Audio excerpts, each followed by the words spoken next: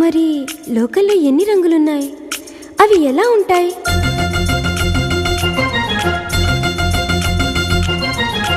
బుగ్గ మీద వెచ్చని సిగ్గు వచ్చినప్పుడు దానిని అడుగు, ఎర్రదనం అంటే చెబుతుంది.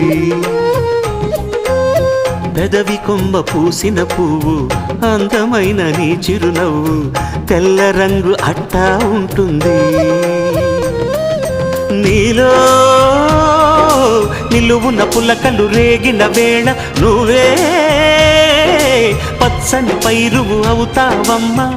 దిగులు రంగే నలుపు అనుకో, ప్రేమ పొంగే పసుపు అనుకో. భావాలను గమనిస్తుంటే ప్రతి రంగును చూస్తున్నట్టే, చూపులు ఎవరివైనా చూపించే లోకం ఒకటి. నేస్తమా ఇద్దరి